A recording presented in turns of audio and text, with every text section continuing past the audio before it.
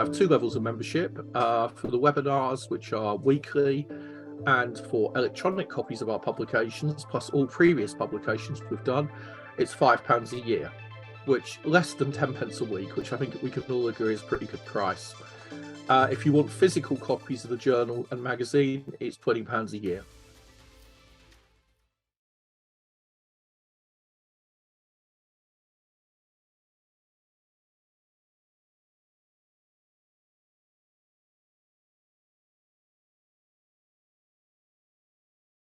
Run again. So let's get to know these little important characters. So looking at their history and their place in folklore and their cultural examination of their unique characteristics. So their history, as came to us from the New World Encyclopedia, gnomes are considered to be a class of legendary creatures found throughout Europe. And because of their diversity of populace, their stories of these creatures are varied and carry many different meanings. Yet broadly speaking, they live in dark and damp areas. They are referring to small little creatures, and they're very small. They live in the underground and are found in the depths of forests. They come in a variety of forms and are said to be able to move through the earth as humans do above the surface and a fish does through water. It's the 16th century Swiss-German folklorist and alchemist metallurgist Paracelsus from where that classification of gnomes derives. So if we talk a little bit about gnomes as such, I've had some really intriguing stories about gnomes, and I'll have a quick chat about them here. So they are nature spirits by definition, comprising of earth elementals. Some help plants and animals. Some are reclusive, staying underground or in forests, potentially hiding treasures. Some appear to help humans in certain matters, and their origins are thought to be held in the oral traditions of Northern European folklore. They share many elements with Norse dwarfs. In particular, they are, on suggestion, interchangeable, with a particular connection to stone, minerals, metals, with supernatural connections to the manipulation of material.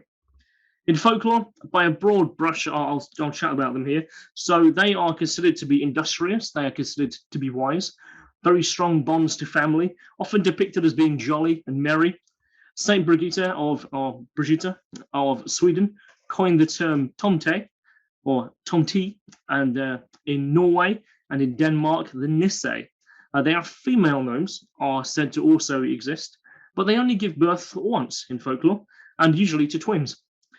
Known to give advice in the rural parts to farmers, they are knowledged in seasons, they're knowledge in the tending of crops and agriculture. They also tend to be secretive, never allowing the location of their burrows to be known to outsiders, and only appearing when they want to. Culturally, there is interplay between the names, characteristics, and terms between elves, gnomes, and dwarves. In the Netherlands, there's a term called kabouter. In Dutch mythology, kabouters are tiny men who live underground, and they are supporting spirits to those around the home gnomes, as you will. They're pretty shy and are thought to possess long beards, wearing tall pointed hats, and are known to be woodworkers. So let's talk about the story of Klomps. I'm sure CJ will be well aware of this. So there's a story that I came across in my research of the wider folklore of gnomes that I really wanted to share here. And it's really, it holds deep connection to our friends across the river, across the North Sea into Europe. So it's the legend of the wooden shoes. So in 1918, there was an author, an American author, in fact, called William Elliott Griffiths, who collected 21 stories from Northern Europe and published them in a compendium. Now, the tales that are held within there are really intriguing. One particular story stands out, and it's this one. So it tells of a time after the flood was receding. After the drowning of many hundreds of cities, the ground was sick with something called the veil, which means the ground was sunk. The ground was too wet to build on. It was damp. Everything was waterlogged, effectively marshland over hundreds and hundreds of years before that eventually dried up and became to be useful again. Barns had been absorbed by water. Houses had been absorbed by water. Those buildings were sinking. But boldly, the oak tree stood tall. It stood tall and it stood above the land into the sky. So Over time, as the land dried and men returned to the land, because what the men had done, they had actually built tree houses to survive the flood. They, or as the flood receded and that ground was too wet to stay on, they had built their trees, built their houses in the oak trees. And as the land had dried and the men had returned to the land, cattle and horses had begun to come back. And there was one particular chap whose name was Ike, and it's actually spelled Eyck. And he was thought to be a just man. He had a passion for the trees. He spent a lot of time, obviously, in them. But he was a carpenter. He was a man who was skilled with the axe, and he was mournful at the loss of the forests, because what were happening, men were then cutting down those vast oak trees that had kept them safe for so long, and that had upset the spirits. He was skillful in his use of wood. He mourned the loss of those particular trees and those forests. He shed a tear that he believed there will be no oak left in the country. And at this point, a tree elf called Trinte came to him, and a moss maiden. And they came along skipping very merrily. And their depiction, of course, is quite famously one of the gnomes. They have pointed hats, colourful clothes, long beards, and they gave him instructions. And in those instructions were to leave 2 blocks of wood that were a foot long and to be left drying in the window of his house. And the next night, he's just to leave them there overnight. By morning, those 2 blocks of wood had actually become a pair of shoes. They were described as being, as you see, a foot long. There was, in fact, that the tale says this. I'll read it verbatim. There on the table lay a pair of neatly made wooden shoes. Not a sign of tools, shavings could be seen, but a clean wood, pleasant odor that made them glad. When he glanced again at the wooden shoes, he found them to be perfectly smooth, both inside and out. They had heels at the bottom and were nicely pointed at the toes. Altogether, they were inviting on the foot. He tried them on. He found that they fitted him exactly. Following this, there's quite humorous dialogue, in fact, that as he tried to put them on, the stone floor in his kitchen and the wooden shoes didn't quite go together. And he's described as walking around like a deer on ice. And he falls forward and trips and breaks his nose on the wall.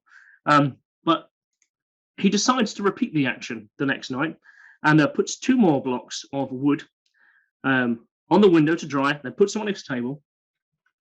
And he wanted to know what would happen. So his curiosity got the better of him. But the following night, he hid himself in a cupboard, looking out through the gap on what would happen to these 2 blocks. And what he saw surprised him. What he saw was 2 elves had come through the window into the kitchen. One a kabouter, dark and ugly, who had a box of tools. The other was a light-faced elf who appeared to be the guide. The kabouter at once got out a saw, a hatchet, anuga, which is a chisel-like knife, and a smoothing pane, a wood file. And at first, the 2 elves were then seen to be fighting each other, deciding on who would actually do the work on the wooden blocks. But the kabouter, he lost this battle, and he took down to the wood and started to file it down, shape it up, cut it out, do the chisel work. And once the work had done, they had created this pair of shoes. The kabouter then tried the pair of shoes on. This is quite odd because, of course, the shoes were human size and he was, a wee little character. We don't quite know how the 2 things go together. But he saw that he tried the shoes on and then skated across the stone floor of his kitchen and then went outside. And then when he went outside, he saw the fact that the kabouter could walk around on the mud very easily in these wooden shoes. They were ideal for it, in fact. He waltzed across, the description is that he waltzed across the kitchen, ran outside, and he saw that the kabouter was walking around in the mud, perfectly safe. They did not sink into the mud, and that his shoes were comfortable. And then the kabouter put the shoes on, cleaned them up, put them on the kitchen side, and left. And he then decided to make this his job. He took the inspiration from these kabouter and the elf, the little gnome characters that come to make these shoes. He was then inspired to make the own wooden pair of shoes. And this is how the shoes came to be the national symbol crossing the North Sea. They actually made him quite the fortune, and they also followed up this with another story.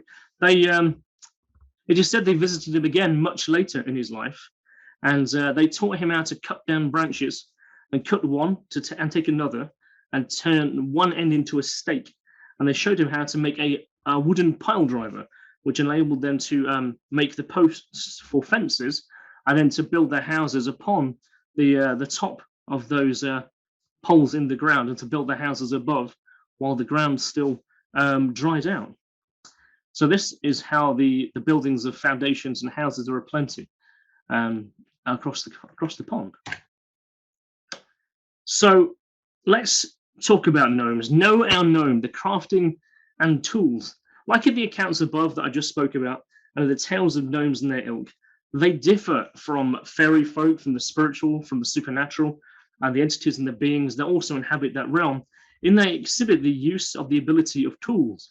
They, whether it be their cousins in the north, in the polar regions, carving toys up and making wooden shoes, fence posts, foundations, these characters appear to exhibit craftsmanship, a knowledge of artisan works, and I find this actually to be really fascinating about these little people.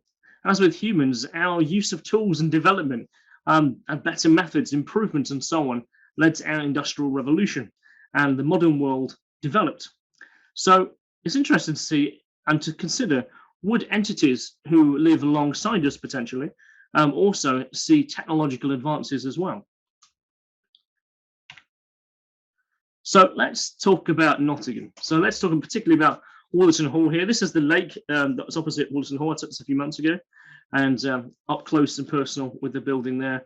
And of course, a characterization of your typical kind of fairy folk look of what a gnome is supposed to look like. So Wollaton Hall is a deer park. It's from the 16th century. It's an English Renaissance style mansion housing a natural history museum. It's a 500-acre park. It's home to deer. It features a massive lake, the conservation areas, and indeed it was used as Wayne Manor in the Christopher Nolan Batman movies. So that was The Dark Knight Rises, and so on. But could it also be home to gnomes as well? There was a number of eyewitness reports and dedicated research efforts by the Nottingham Hidden History team, led by Frank Earp and academic Simon Young. So the answer could be yes. So I want to start talking about those reports that hold our interest so vividly. So here we go. So let's travel to the 20th century now. Let's come forward in our time, some 50 or so years ago from us, though. Thanks to the diligent work of Simon Young, who's a transcription of some audio files that were made by the head teacher, who's that gentleman you can see there in the bottom left. There is audio recordings of the children's statements about the events that occurred back in 1979. So, and I've had deep conversations with Frank Earp and Simon about this particular encounter. And so let's have a look at what occurred here in 1979 on September 23rd. So a group of school children from Radford, and Radford is in the centre of Nottingham. It is a bit of well, it's actually where I work pretty much. It's a multicultural melting pot of people. The income bracket there is not so good. It's not so bad. It's a bit rough, but and these children are a bit of rough and tumble types. So they like to go on adventures, traversing fields, hopping fences, just as we all did around that age. The encounter frames their particular adventure spilling into the land of the Willoughby estate, which is Wollaton Hall. Now, there are conflicting numbers about the number of children present at their encounter in repeated retellings and articles. And you'll find this as you read stories online, particularly the videos that are on YouTube about this particular encounter. But there actually is an answer. The answer is 6. There was 6 people, but there is only 4 photographed in this photograph, and that may well be the reason why there's a discrepancy. What is presented is what is known as source 1, which is the audio transcript recorded by the head teacher here. Who are these 6 children? There was Andrew, there was Angela, there was Glenn, Julie, Patrick, Rose, and 2 others. So the time is late twilight. It's happening between 8:15 p.m. and 8:30 p.m. and that time is derived from the transcript. Happened on a Sunday.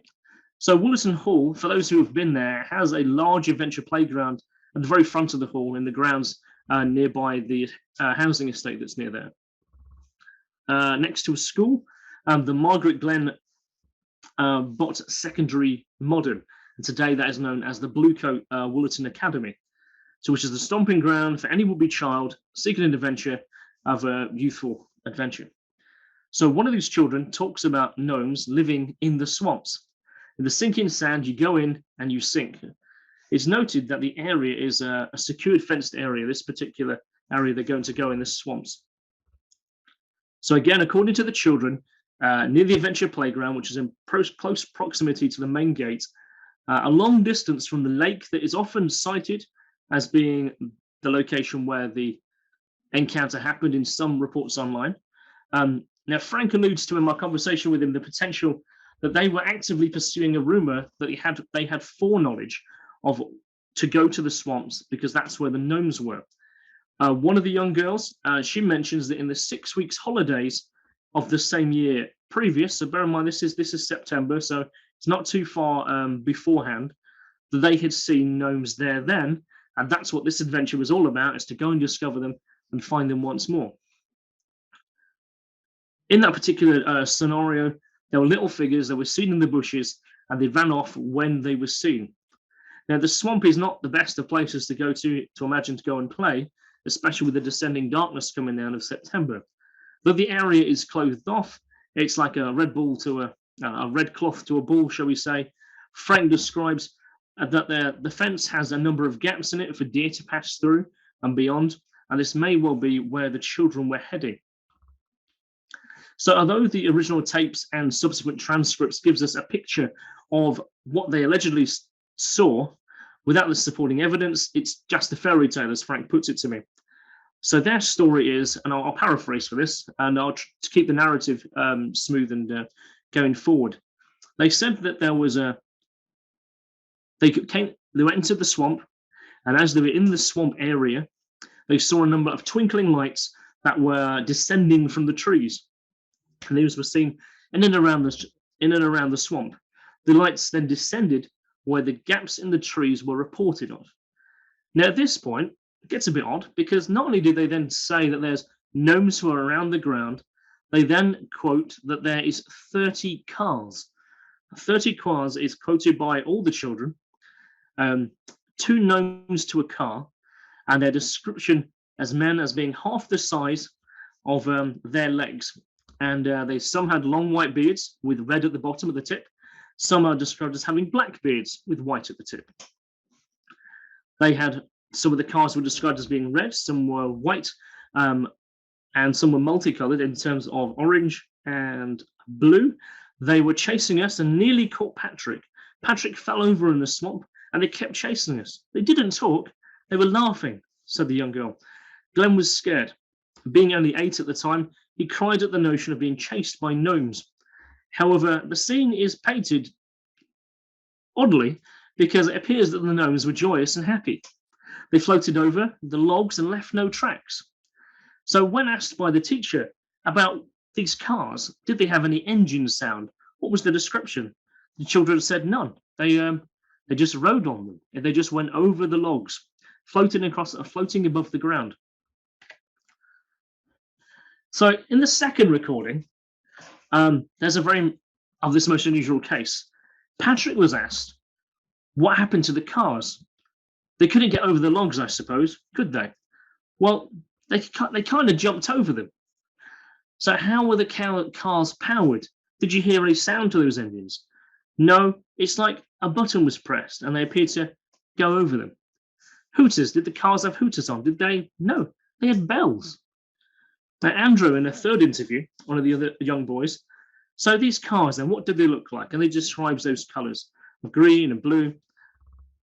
They didn't mention they had steering wheels, but he did describe in the transcript of the interview that they had a round thing that they could turn around with a handle, much like these cars here. Once asked again, how many cars were there? 30, and they chased them to the very boundary of the park, where they believed that they had the safety of the lights of the street being their goal. So the steering column is quite interesting. The steering column is an intriguing element identified in that description, for the bubble cars. Now, the steering column being the centerpiece of the bubble car, which is, I've got some pictures up now, you can have a look at the bubble cars. So these were a regular sight on the streets in the 1950s up until the late 1970s. So have these fairy folk, these gnomes, the good-spirited, skilled craftsmen, now come forward? Do they now have technology? They've gone from being craftsmen and carpenters to now potentially having cars. So, and they seemingly have the ability of light. So what powers those cars, I wonder? Is it spiritual? Is it electrical? So they descended from the trees.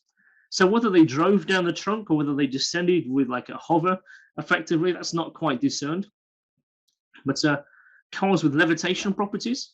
Now, as I cannot imagine a car for two, it says in the notes that there's 2 people to every one of those cars, and they were described as being waist height to that of a 10-year-old. So even a small branch on the floor would pose a challenge for any kind of vehicle of that size, unless levitation is indeed present. And they left no tracks in the mud when questioned, and there was no depressions in the swamp. And that is that picture at the bottom right there is one of the pictures drawn by one of the children of what they described it is that they saw. So there are subtle differences between those accounts, and the colouring of the gnomes' hats and the beards. As I said, some say the beards were black with white or red tips. So, one says that they are black beards, others say they are white with red tips. Of course, they say that there's 60 plus gnomes. There was 30 cars, 2 gnomes to a car, and there was other ones outside as well. And they mentioned again the colours of the car, red, yellow, green, blue hues. And are they collectively describing ones that they focused in on, or are they describing them all? Because you know what children are like. They might say, oh, how many cars were there? And one said, oh, there was about 30. And they might have then collectively agreed on that number. You can imagine what they were thinking. Were there really 30 cars for these children? Now, it may surprise you, actually. So when me and CJ were having a conversation a few months ago, and says, oh, Kristian, I'd like you to have a look at the Wollaton Park gnomes. And I was like, yeah, not a problem. I know about that story. The story I knew, until I researched this particular topic, is completely different.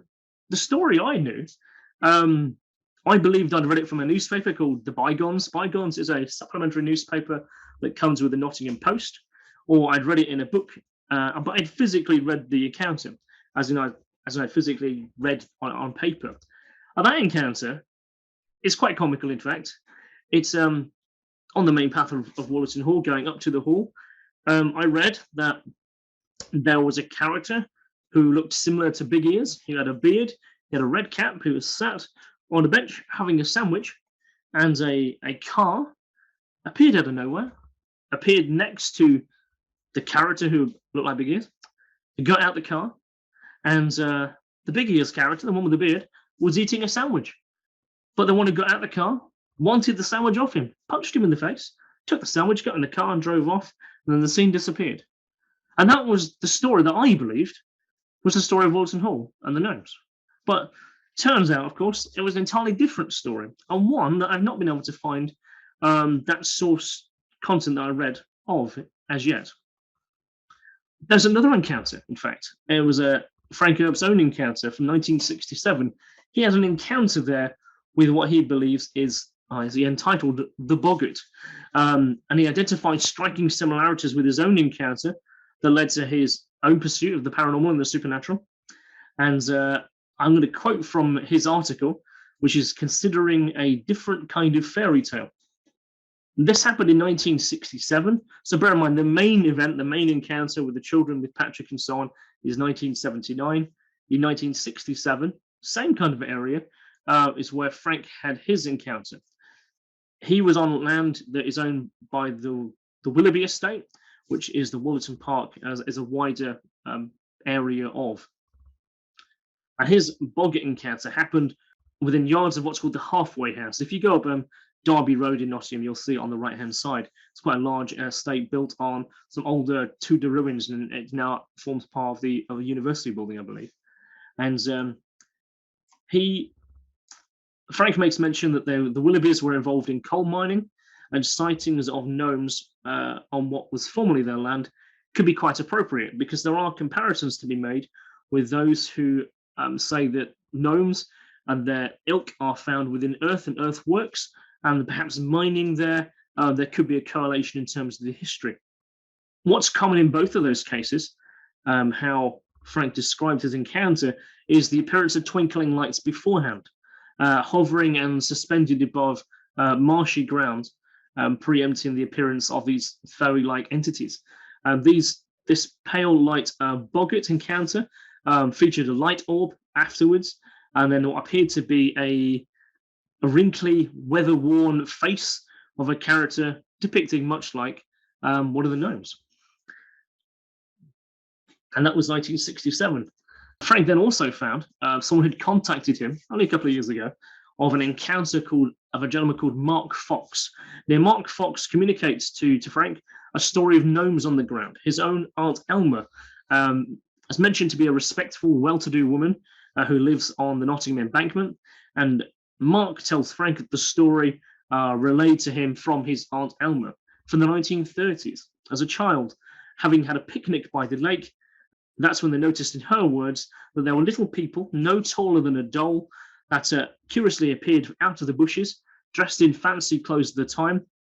She claims to have watched them get on a boat and then disappear in the bushes on the other side of the lake. And the lake is quite considerable size. So how long that took, I'm not sure, for little tiny creatures who are that small. Mark then recounts a further encounter 20 years later, when his friend was visiting from university with his girlfriend, living in Wales. They came to Nottinghamshire and wanted to spend a few days here. They wanted to visit the castle. They went to Newstead Abbey and Wollaton Park. And when asked what they thought of the park, he mentioned that because he hadn't been there for a few years, the girlfriend said it was lovely, except for the little Lilliputian people by the lake. At this point, his girlfriend actually began to get a bit worried, a bit embarrassed, but swore blind that is what she saw, dressed in waistcoats, pretty dresses, and all wearing hats. So we have an encounter with the same person, really, of his own Elmer from the 1930s. 20 years later, a story of the 1950s of his own encounter. And then we move to a rather more recently uncovered encounter, shall we say, as in 1972, 7 years earlier than the main event from 1979, there's a child of 5 years old.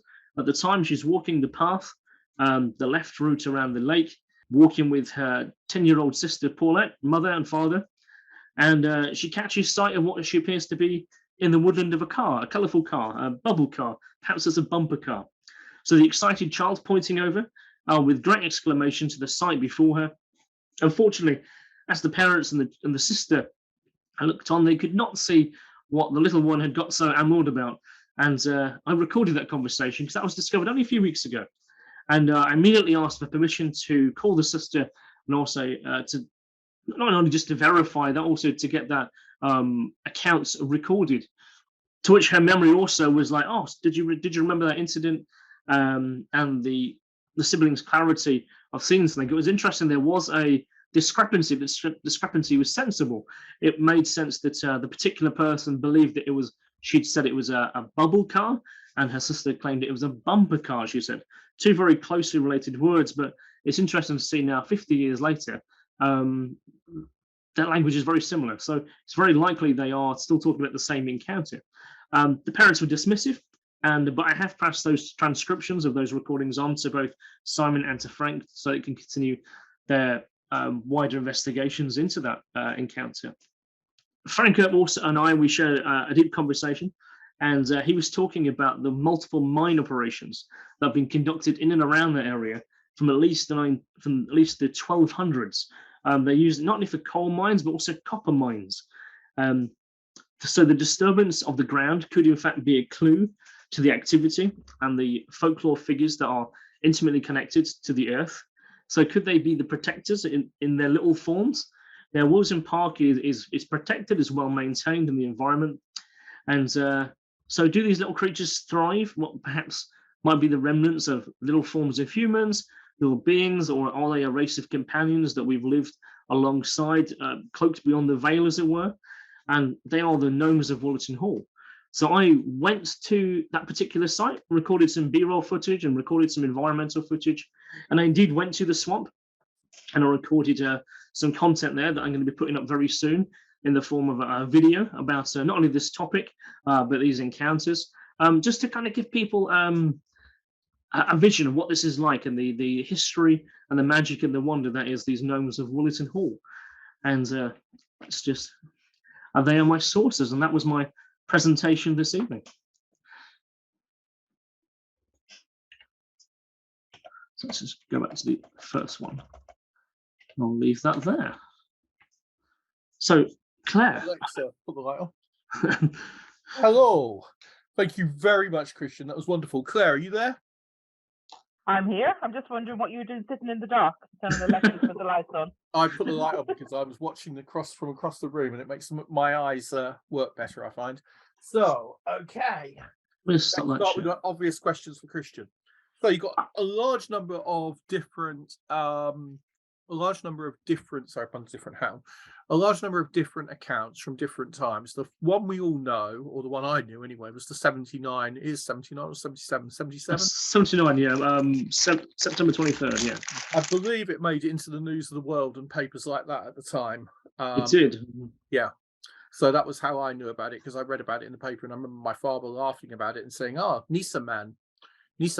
Yeah. Gnomes. Or goblins or trolls, if you prefer. But anyway, all the same thing, fae. But he called them Nisa.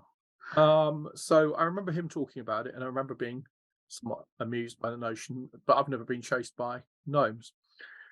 Recently, sometime afterwards, I paid some attention to it because I realized that there's a whole series of experiences that people have had involving encounters with the fairy, and that the fae folk are very much still with us in terms of whether we believe they're real entities or whether we believe there's something completely different. These experiences occur to fairly sane, normal-sounding people. So my first question is, 79 is the first major case which gets loads of publicity. Your other accounts